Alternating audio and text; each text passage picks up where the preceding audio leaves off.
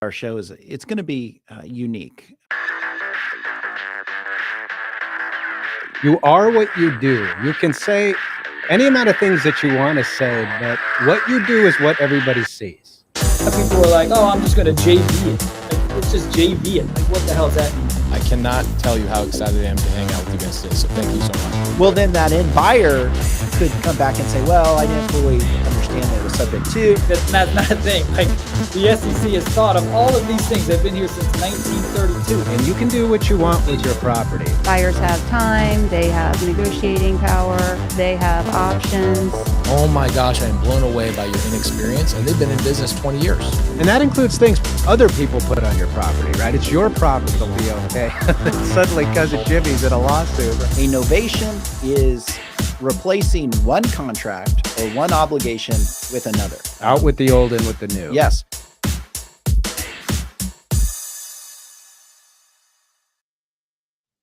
Hey, everybody, and welcome to the show. Today, our topic is strategies in litigating real estate disputes. I'm Andy Fowler, and I'm here with Sean St. Clair. If you're new to the show, make sure to like and subscribe to the channel. We'd appreciate it. You can find us on YouTube, Facebook, and X. You can go to all of those, subscribe.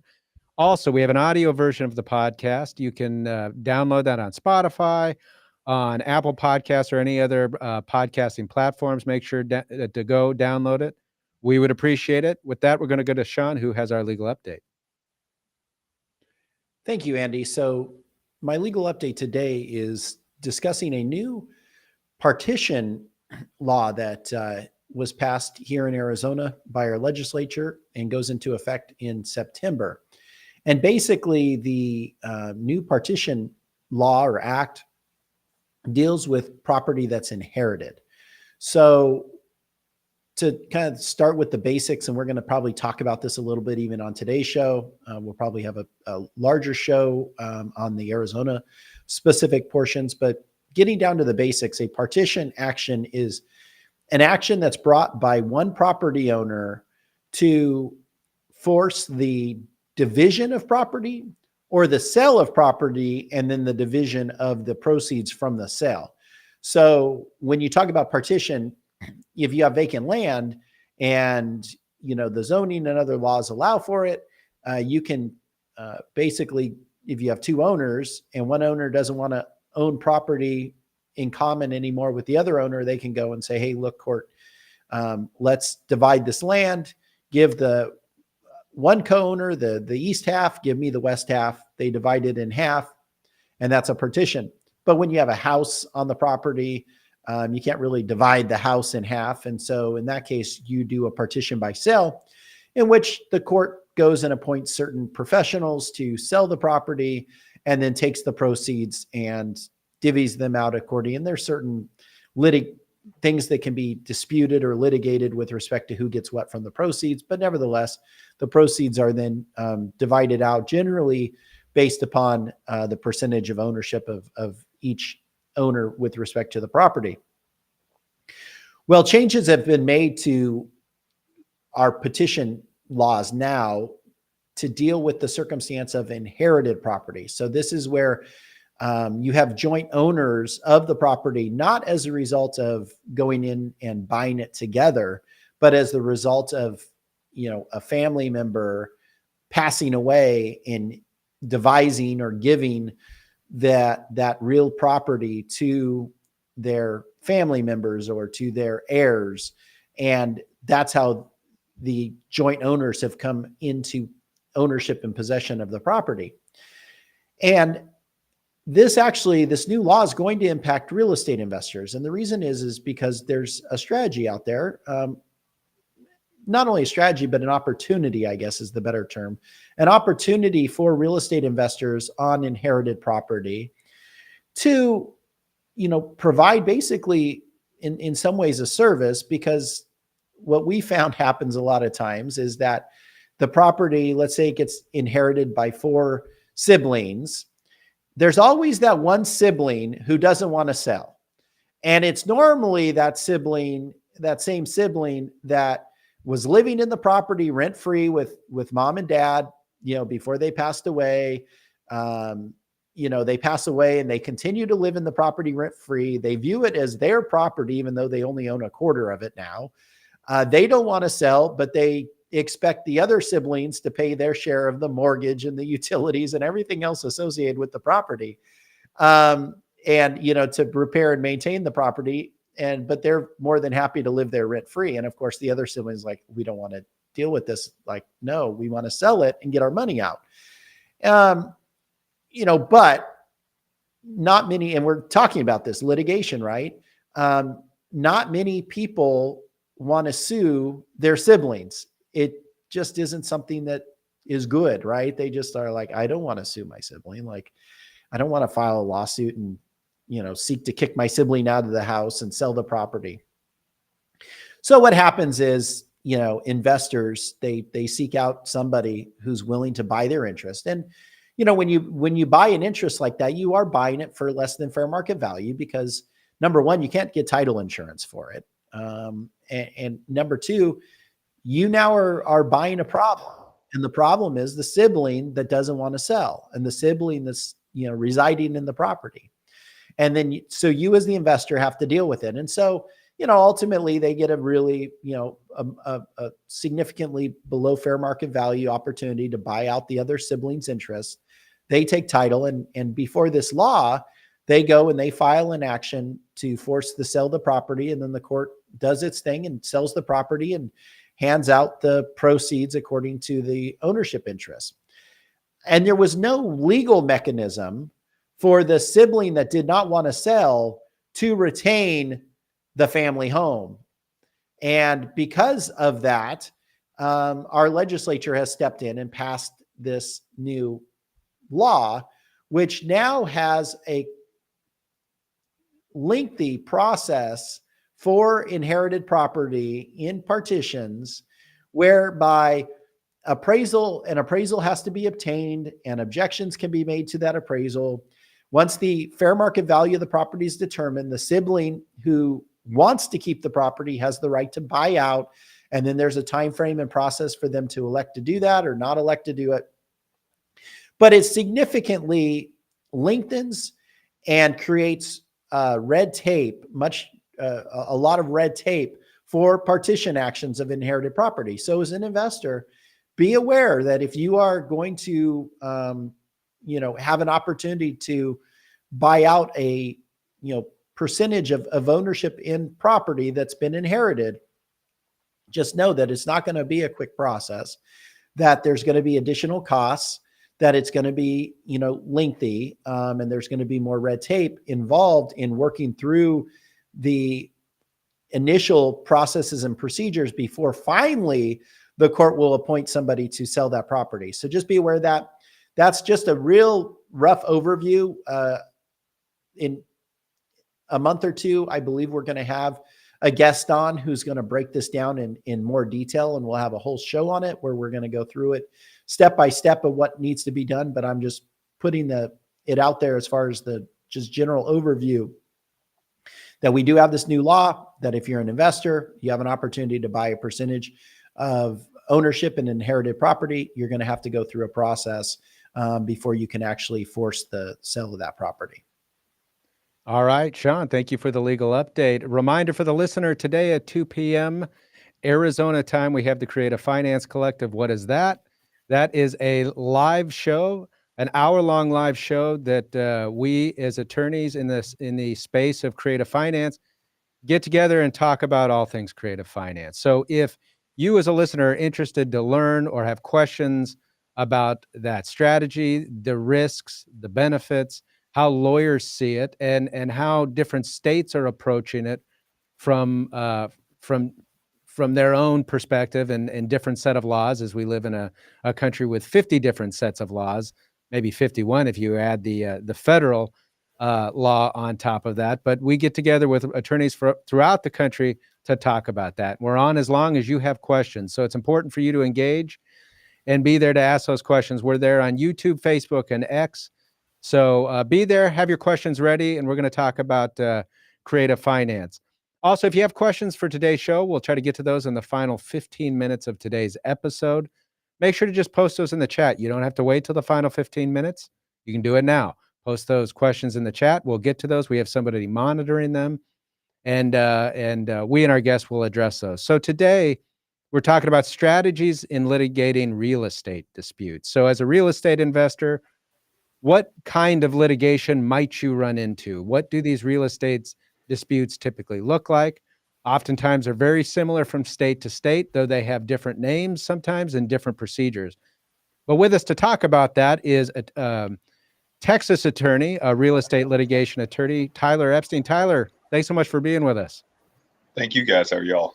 We're doing well. So Tyler, I know you've been on the show, but some of our viewers may not be familiar with you. Give them a little bit of your background and what you do and how you got into doing what you're doing. Fair enough. Nothing fancy about me. I'm overeducated roughneck from East Texas. So I grew up East Texas, where pretty much everybody became a lineman. Went to the logging woods or oil field. I went to college, graduated May of 08, went to the oil field because there were no jobs to be had. So my first job was picking up rocks. Boss man wanted to ask me if I was ready to quit yet because it's 110 degrees and I'd been picking up rocks for 2 days. And that was the only job I knew of I could get. So at 2008, so I was like, I'm fixing to put more of them back out so I have something to do tomorrow. And so anyway, went back to law school, got into what I do kind of randomly to an extent, trying to make some extra money, and use my legal degree to understand how to find equity and extract it legally and fix problems, right? Like finding landlocked property and doing this. And that's really what got me started down that path. Since then, I have done multiple deals, have multiple partners. In fact, we're developing close to right at 2,000 acres right now across in different parcels across the state in different areas. So, you name it, I've done everything from easements and landlocked property, got local government officials in lawsuits for violating constitutional rights, airship issues, partitions, the whole nine when it comes to real estate. And I really like real estate because the law is well defined, very well defined. We've got a 135 plus years of case law. So in reality, the only thing, the players change. The facts are generally just the same flavor, or it's just a slightly nuanced flavor of the same thing over and over and over again. So if you read and study hard enough, you can have a very reliable, predictable outcome, as long as you know the facts perfectly, because facts matter. And sometimes people like to gloss over the facts they don't like, but I need to know all the facts. But as long as I know the facts, then I can pretty much tell you how the ball bounces, unless you're in a few select jurisdictions in Texas, and then I can tell you how the ball bounces there, irrelevant of the law, because it's a political matter. No law, the law don't matter here. You're just going to lose because of certain characteristics. So Tyler, you approach real estate from the litigation perspective, but also from the perspective of an individual investor as well. What came first, the chicken or the egg thing here? Did you start out as an investor or as an attorney looking at the opportunities that understanding the law would provide? So I started out, long story short, I went back to law school because lawyers and CPAs run the world. And so I look around and realize that, I didn't really like accounting. So that seemed like a terrible idea. But honestly, I started out going into the law to apply it to my oil and gas background, because most attorneys have no idea what we do there. And then I ended up realizing that the law in the real estate thing, I could make money there without, with my legal education and the investor perspective. Because I bought my first duplex in 2009. So I was already investing, but very small level. And then it really took off after law school, because I was able to make a much better decisions and understand how to navigate some of the intricacies of development, and the law made more sense. So we're going to dive into this a little bit more, but I think it's an important thing to note for the listener or the common real estate investor that doesn't maybe have the perspective of an attorney. You know, when they hear litigation, when they hear lawsuit, or when they even hear lawyer generally, they think of a fight, they think of a dispute, something that should be avoided at all costs, and maybe 99.9% of the time it is something that should be avoided at all costs. But there are strategic reasons that you've kind of implied or talked about generally, that with a knowledge of the law and how this might, and knowing how that the law works, that this can be advantageous, and that litigation is just kind of a process to uh, pursue, you know, certain rights that might be advantageous for you, the real estate investor. And we'll dive into some of Well, that, but go ahead. it's a business decision, and it's not one to be taken lightly. And it really comes down to the rights, right? So property, you have the bundle of sticks, and I'm going to use my bundle of sticks, and it's never litigation and lawsuits in the court is never where you want to go. That's not the first decision. It's always a negotiation. Like, how do we work this out? We have a problem? Here's the problem. It's right there. It's obvious. Now let's fix it. What makes sense for us to do?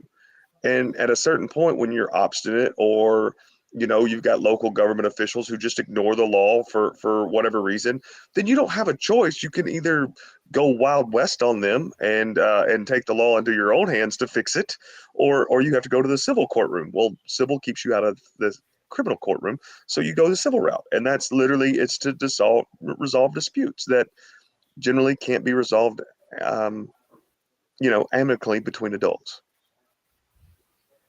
Now, Tyler, I think you just kind of gave a pretty good definition of where I was going next, which was kind of to define for the listener, what do we mean by litigation? What are we really talking about? And I think you really said it, but that it's really looking to the judicial system, the courts, to resolve the rights that, you use the term bundle of sticks. And for those of us who took property law, we're thinking about 1L property law class fondly. But yes, we have this bundle of rights when it comes to real estate. And when we talk about litigation, we're really just looking for the court to resolve those rights. Would there be anything else you'd add to that definition? No, I mean, it's litigation, the term of this strategy, litigation strategy in real estate development, it's not a strategy. It is just, honestly, it's the last resort when nothing else works. You don't have a choice, because you either have a non-marketable property that can't be financed with equity, that can't be unlocked and into perpetuity, or you go to the court system to fix it. If you have a leaky faucet, you hire a plumber. If you have a problem with, that you need to fix, you have to go to courts to have them fix it. That's their job. So, Tyler, we want to talk about specific types of litigation or actions within the courts that are real estate specific, that a real estate investor, if you do it long enough, is going to run into either by plan or be dragged into, always plan. Yeah. Always plan, because you're going to go there. So you need to start planning now. Because the first time you get sued is not fun. And the second time, it's not even better. And the fourth or fifth or sixth time, you get more comfortable with it. You get more comfortable with the courtroom. You get more comfortable with the process. It's never fun. It's emotionally damaging. And it's a time suck. And the trial courts are never, it should be mostly cut and dried. But as we talked about earlier, judges sometimes just want to be what they consider fair, and they're activist judges, or maybe you're being hometown and the party that you're going against is the banker or the mayor, or the beer drinking buddy with the banker or the mayor in town, and you're fixing to get every ruling against you, and you can't do anything about it, but it just cost you $100,000, and you're going to the appellate court now, who is going to take you 2 years. You may spend the next half a decade and not have any resolution, but you've been spending money the entire time. So we have a number of specific types of actions we want to talk about, but before we get into those, sometimes the best way to take the temperature of a market and where a market's at is just to ask What kind of actions are you seeing right now? What kind of actions do you seem to be doing the most? Why don't we start there? What type of real estate actions are taking up the majority of your time right now? Most everything that's taking the majority of my time right now is local governments. We're developing property, and or people are developing property, and the locals don't like it. Oh, these people they ain't from around here, and they're bringing they're bringing these outsiders into our community, and they're taking our jobs. So anyway, they want to prevent growth because people hate change. And I always call it Frankenstein syndrome, right? Frankenstein was killed because he looked different. Oh, he looks different, got to kill him. And that was really a story about humans, right? We don't like change. We don't like people that are different from us. So got to kill it. Well, the same thing goes. You got local governments. They've been in power. Generally, they're from there or been there a long time. They have some money. Their family has all the clout, or their inner circle, and they're more than happy to let them develop property and make money. They just don't want them outsiders doing the same thing. That's our money to be made. That's Jimbo. He's the banker. He makes that. He does that. Don't let that outsider come in here and do that. And so they make it difficult. Well, when they start doing that, generally they violate the laws because very few people are willing to go toe to toe with them, to go to court or argue against them, because they've been bullies a lot, and they've gotten used to being a bully. They've gotten used to getting their way. And so they're not used to having somebody stand up and fight back. There's also the Constitution, federal court, 42 USC 1983, which is civil rights, which are really hard to enforce against the government because of all the immunities. But you have to be prepared to take it all the way. Because if we can't make our government officials and the local authorities follow the law as written, what's the point of having the law? And I say this, that with the immunities, the local government can go, oops, I made a mistake. No harm, no foul. They go on about their life. Us on the other side, as investors or developers or just people in general, we have to be absolutely perfect. If we make a mistake, they can send us to jail for doing certain things in the development world. Just by making a pure mistake, you go to jail. There was no intent to violate the law. Well, it says here, and now you're in jail. So we have to be perfect. They get to make a mistake, and oopsie. It's like that spilled the milk. Boo-hoo. That's not okay. The cards are already stacked against anybody in development. And so, what I'm seeing is having to be perfect, having to know the law better than the government, and then having to make them follow the law. Well, I think that's pretty interesting. It leads me to a question. I've run into this in this state. I'm curious if it's the same way there. But one of the things you said there at the end, which is to make them follow the law. I've seen local municipalities have a law that's passed, have developers say, okay, within the rights of this law, this is what we want to do. And then there's, of course, like you said, public pressure. The public doesn't like it because it was never this way, or, we just don't like it, right? And we're going to vote you out if you don't do it. And they basically decide to either undo the law or try to undo something. But what you've had at that point is you've had developers, you've had property owners rely on the law that was in place, make investment decisions in buying property, and now you've then you've flipped it. Now they don't have these rights. You've changed the zoning laws or something to that effect. Now here in Arizona, if you impair, or kind of go backwards in terms of rights, in terms of a landowner, that can be considered taking, and they can be obligated to compensate you. Is there like a constitutional requirement in Texas for municipalities that undo favorable laws? Yes, and so it's a constitutional, United States Constitution issue as well. Yeah. And the law is very commingled and terrible. It's sorting through it is a rough process. It's terrible because the cases are bastardized a lot of times by bad lawyers and bad arguments, which create bad case law, or you will see the appellate courts using what I call mental gymnastics to come up with the outcome that they wanted to see instead of the one that should have been brought. So they'll do mental gymnastics to try to contort into the outcome they wanted to see. Which is what Clarence Thomas fights at all the time, is like, we just got to follow the rules. And to your point, my biggest thing is as a person in the world, every person should be able to read the law and rely on it to a T. As long as I follow, I call it Betty Crocker law. I want to bake the brownies. How do you bake the brownies? Well, you get the box of Betty Crocker out. You mix the eggs with the butter. You preheat the oven to 350. You put it in for 30 minutes. Bang, brownies come out. It's amazing. But all of a sudden, they change the rules on you. And then the next thing you know, you're like, I burnt the brownies. I didn't burn the brownies. I did exactly what it said on the box. Oh, well, we changed that rules. That's not fair. That's not justice. Like, there's a reason, without having that kind of standardized process, the rules get changed on you and you're just supposed to take it. I don't comply with that, right? I don't bend the knee and be like, oopsie, I guess you made a mistake and you don't like the law you wrote. So now it's my fault and it's my price to pay. If the public is going to get a benefit at my expense, the public should pay me for that. So if you want to turn my property into a park, then buy it and make it a park. I'll make you a hell of a deal, but you don't get to take it from me and make me suffer for the good of the whole.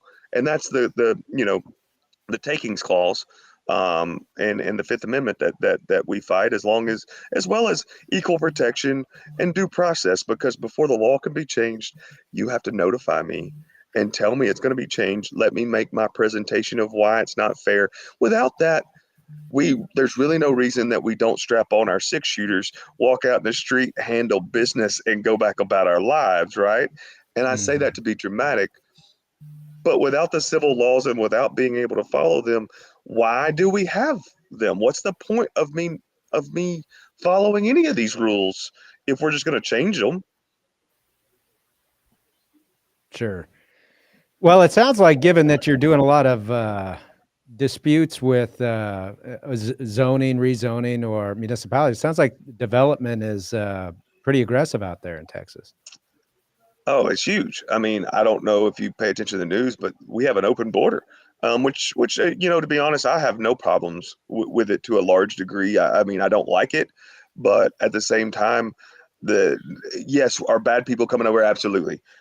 There's bad people living here already. There's going to be bad people. We're not going to fix that. But a lot of the people coming over here are great. And it's one of those things that, like, I wish them the best. I love them with all my heart. They went through trials and tribulations that most people will never understand. And I'm not going to, I watch people all day break laws and not get persecuted for it. I'm not fixing to persecute them for that. But we have a whole lot of people moving here, both legally and illegally, from across the country. We have fairly decent business regulations that are getting fixed more and more. Like and begin planning for these eventualities. Talk to us about the specific performance action. What is that, and what should are you seeing those very often now? And what should the real estate investor be thinking about when it comes to something like that? Specific performance. But before we get into this, I want to clarify one thing: that these are all tools in the tool belt. Hiring an attorney to do this for you, they don't just assume all of your knowledge, and they can't fix all of your mistakes. So you need to have a process and document everything and do everything perfect. If you want the right outcome in court and you don't want to have the baby split, proverbial baby, have it split by the judge, be perfect. Don't lie. Don't cheat. Don't steal. Do follow the rules. Make the brownies. Know how to make the brownies, and then make the brownies perfectly. And litigation is by no means a threat. It's not a scare tactic. It's not used to abuse people. It's not a system to take advantage. It is a system to fix a dispute, and not to take advantage of grandma who you lied to and got in a contract with, and now all of a sudden you put a memo on her property 2 years ago, and now you think you get $15,000 because you lied to grandma then, and no, that's not okay. You make my skin crawl. So to that extent, do the right things. Now, after my PSA on that, we will go to specific performance. So I'll look at it like this. I've had to use it a couple times, not personally, but for clients where they negotiated a deal. One of them was a big commercial project, right? And so they wanted to buy it, and they negotiated a price and got the price. Well, all of a sudden it came down to closing. Guys like, nah, not doing it. Don't want to change the terms. Give me another $100,000. No. Well, you have two options. You can not buy the property, or you can sue him for specific performance. Say, here's the terms of our agreement, Your Honor. Enforce them. He's not honoring his agreement. I want them to be honored. I want the property, and I'm willing to pay X. And that's it. Now, with that being said, your contract needs to be either a sophisticated contract drafted by an attorney, or we have the Texas Real Estate Commission, a TREC form is what I call it, so that the judge knows what it is. If it's a 2-pager that looks like it was written terribly by a third grader, the judge is most likely not going to enforce that because it's probably not enforceable, but they're not going to like it because there's no law around it. The TREC form, there is a lot of law around the different provisions in the TREC form because it's been around so long that the judge has comfort making decisions. Same thing goes for sophisticated contracts. They're most likely a flavor of the TREC form and have maybe more specifics, but also have the same baseline basis around it. So now you can go, Your Honor, I want to enforce clause 9, the specific performance clause, or clause 17, because see case A, B, C, D, where this has been done before. So we're just making the brownies, Your Honor. Look, the brownies have been made. We tried to make the brownies. We just want to make the brownies.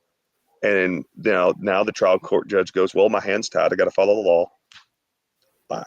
And as long as you have a good contract that follows something the judge has seen before, you're not Frankenstein. He's not going to kill you. He's going to make the brownies with you, and you're going to get your property ball. Yeah, I think here in Arizona. Go ahead, Sean.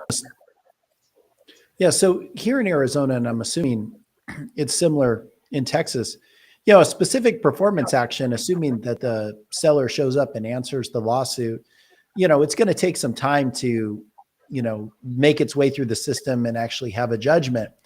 What stops the seller from finding another buyer and selling the property to another buyer while that lawsuit's, going forward? You've got to file a lis pendens, and the only way you can file a lis pendens without it being an improper and getting potentially some healthy sanctions and fines about it is you immediately file a lawsuit and a lis pendens stating the cause of action, the case number that was assigned to you by the court system immediately. And so that stops it and makes them come to the table right there. And, a lis pendens is not something to be taken lightly. Same thing for me with memos. Memos are not to be taken lightly. You have to do them properly. Have I done it before? Yes. Was it proper? Absolutely. I followed it to a T. But you have to file a lis pendens. But if you do a lis pendens cannot be filed without a lawsuit being pending first. And then 2, if you have an improper lawsuit, especially when most of these things, if you're dealing with a $10,000 house, the juice isn't worth the squeeze. So most of the time when you're dealing with specific performance or a lis pendens, you're dealing with $100,000 plus at a minimum, most likely. The party on the other side can potentially hit you and will hit you with counterclaims of statutory fraud, fraud in a real estate transaction, and all these other claims. And now you're in it to win it. As you said, it's going to take a while to grind through. I'm not one, I don't practice that way. So if I have a case, I tee it up for motion for summary judgment immediately. The rules of civil procedure allow us to file a motion for summary judgment immediately upon being served with a lawsuit or when they answer. So you serve them with a lawsuit, they got 20 days to respond. They file their general denial. I hit them with a motion for summary judgment or a partial motion for summary judgment immediately. Because as a real estate investor, your paperwork should be clear. Your email communications, your text messages, all that stuff with the title company, et cetera, all should be very clear, very clean, so that I can file a motion for summary judgment, set it for a hearing in 3 weeks, 4 weeks, and we just hit the go fast button.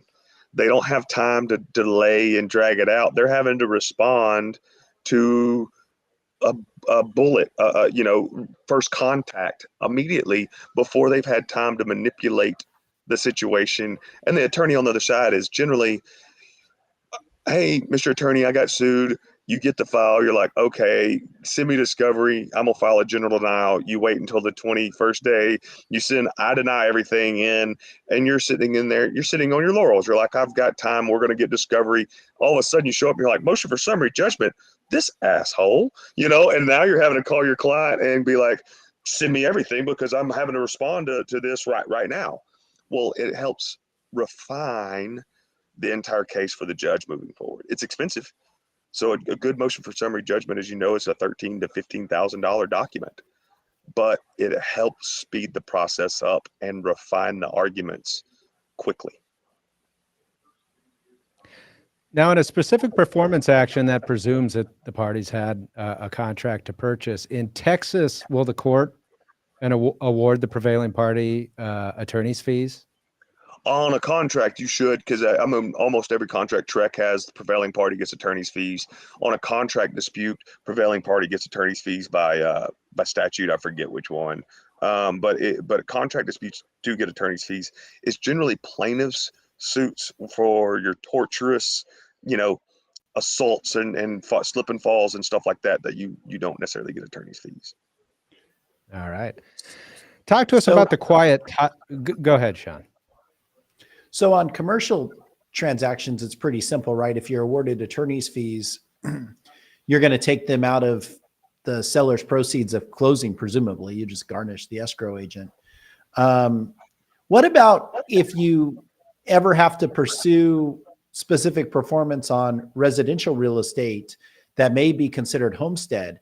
Can you take the sales proceeds out of, or take the judgment out of the seller's proceeds? So that's a good question that I don't have a good answer to. And I say that because it depends. Because in Texas, you don't get homestead. Now, if you're over specific forms of the homestead, I'm inclined to say that you would be able to get attorney's fees over that, because essentially, but like say you were buying the vacant land and you were suing them over their vacant land, and then the only asset they had was the homestead. No, you couldn't get that out of that.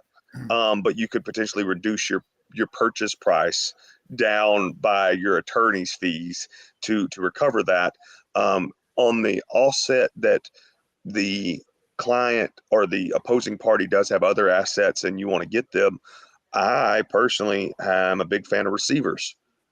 You have the court appoint a receiver to enforce the judgment. The receiver collects his attorney's fees and generally 25% of the judgment award. So, but he doesn't get it from the plaintiff's award. It's on top of. So if I want $1 million and I get a receiver appointed, he collects his $350 to $500 an hour for enforcing the judgment, and then $1.25 million is because he goes after it. And so it's a strong thumb on the part of, you need to figure out how to get out of the pickle you're in, because it's just going to cost you a 25% coupon on top of what you've already lost. So receivers have an ability to miraculously find people willing to negotiate. Talk to us about the quiet title action. How do you utilize that, or how do you see real estate or how do you utilize that for real estate investors? What do those cases look like? In Texas, and this is one that's very fact specific in Texas, because we have two causes of action for real estate matters. We have quiet title and trespass to try title, and a suit to quiet title. And I look at both of them every time this matter comes up, because it's so fact specific on which one you can file and which one you get attorney's fees for, and what, and how you potentially bring that cause of action. And so I don't quote me on this, because I literally do every time I go pull up the two statutory cases and read them, because the Supreme Court has even refined it the last 3 or 4 years again, right? Because it's not one of those things that it's just kind of muddled. But a quiet title action is like the strength of your title. I have a title of the property.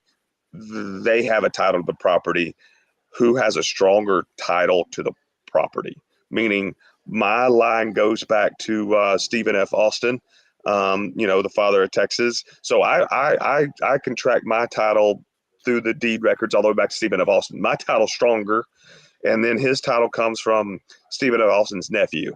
Well, I don't, so that's kind of what a quiet title is. Who has a stronger title? The other one is trespass to try title, which is kind of like, I don't care who has title to the property. I have a stronger right to the property. I've been paying taxes on the property.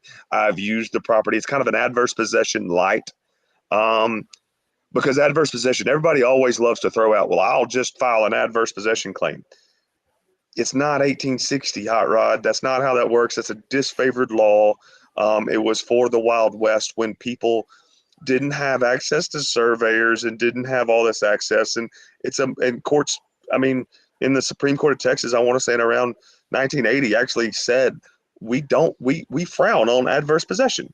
Now they still deal with it, right? But it's not a sword. It's more or less like, you ain't taking Aunt May's house because you own your daddy owned it since 1950. You haven't paid taxes on it. She's been living there since 1950, paying taxes under what she assumed was title. She just didn't file it, or her grandmother didn't file it. You don't get to now come back and take it from her. She has a good adverse possession claim. You can't claim it because you have better title. That's kind of what adverse possession is for the rare nuanced cases. Because as our first conversation, the law is written, they want to rely on documents. They want to rely on the rules. They just want to make the brownies. They don't want this wild card of adverse possession changing the name of the game for the players, right? You should be able to rely on your document.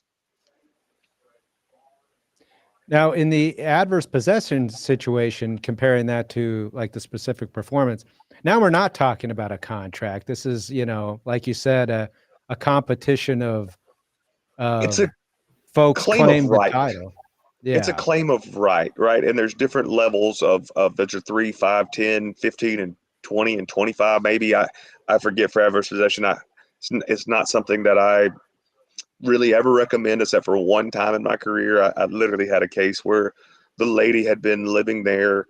It was her grandmother's house. I'm assuming it was sold to her sometime in the 70s.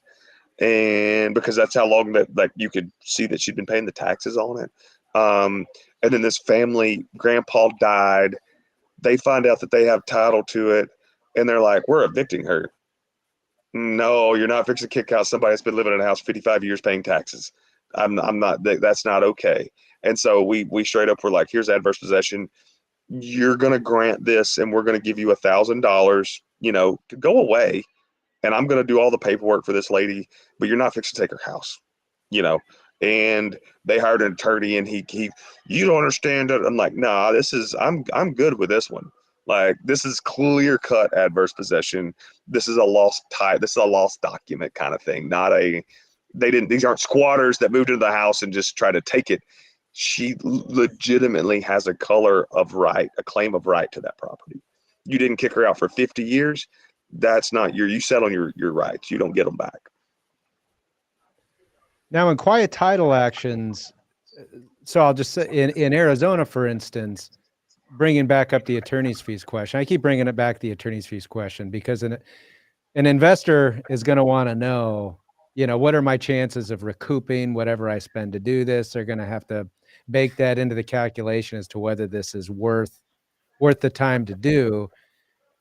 In Arizona, you can be entitled to an award of attorney's fees in a quiet title action, so long as you follow a certain prescribed procedure, putting the other side on notice, giving them a chance to correct it by quick claim deed and some other things.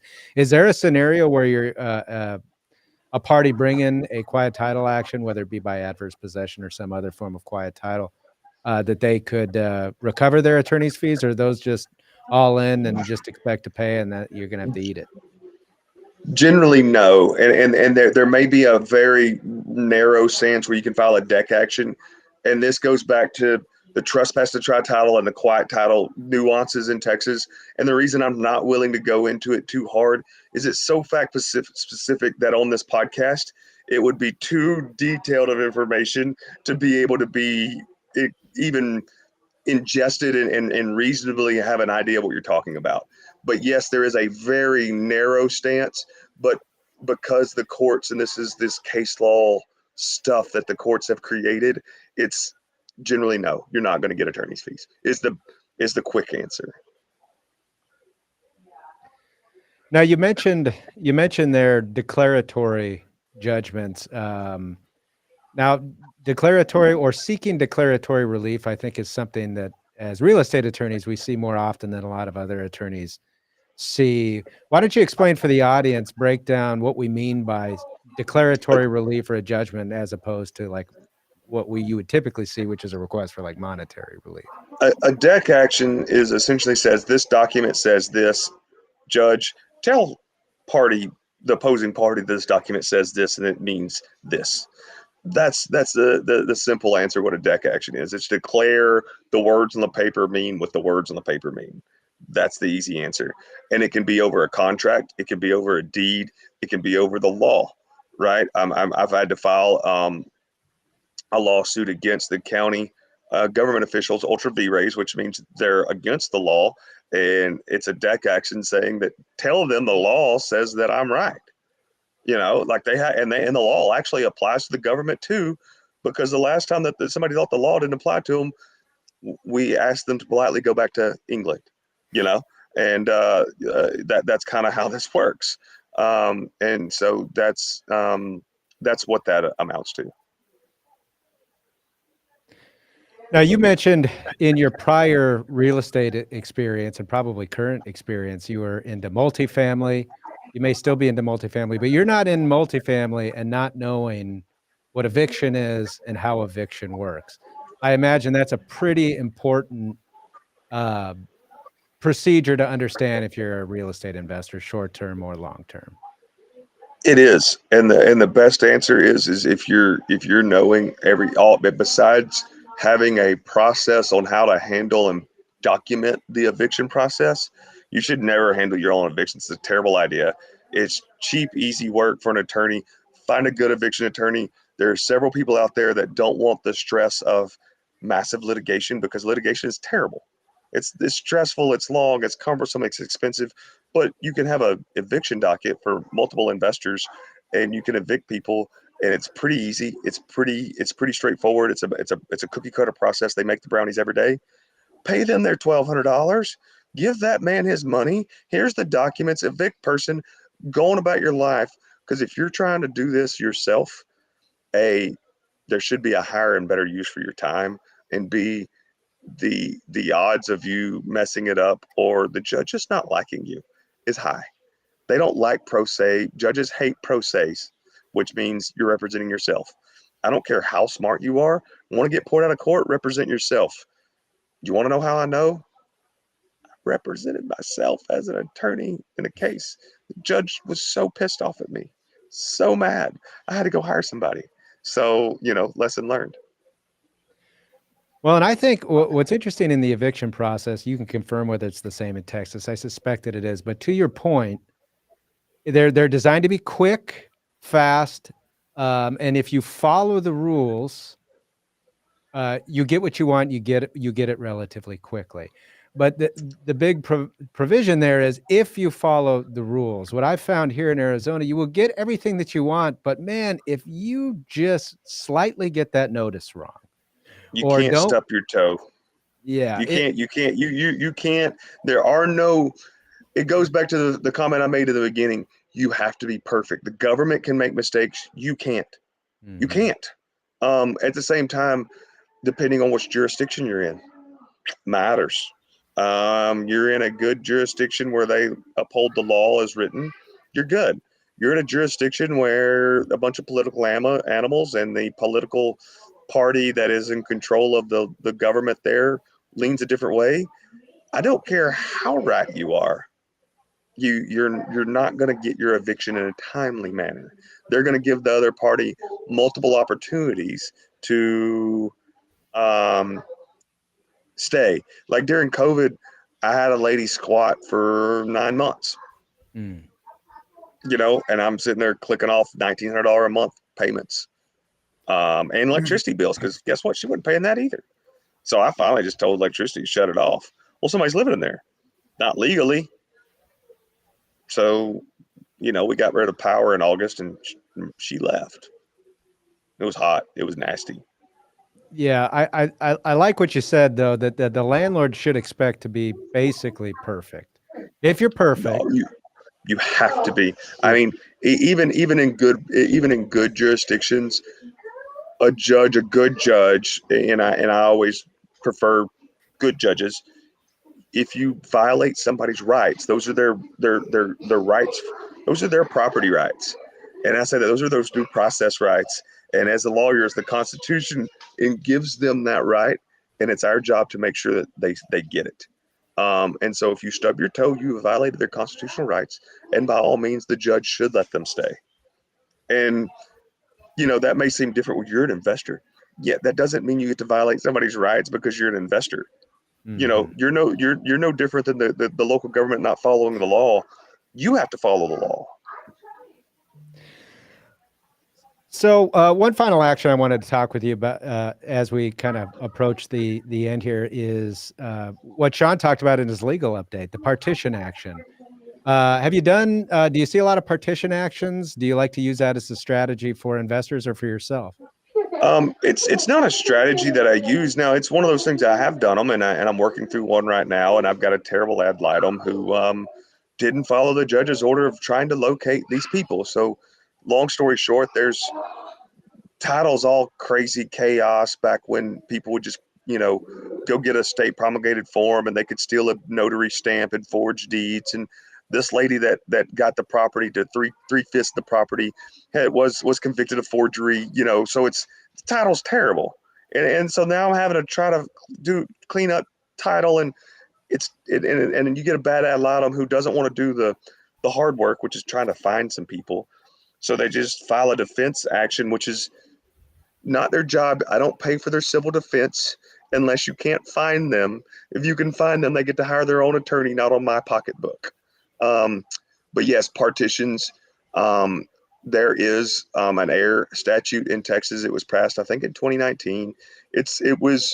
You can Google it, research it. It was started, and it's not a terrible thing. I understand the reasons behind it, but a lot of times the way that these properties come across my desk are nobody's paying the property taxes and hadn't for a long time, and the local jurisdiction for 20 years kind of knew the family, knew their financial situation, so they didn't up their taxes.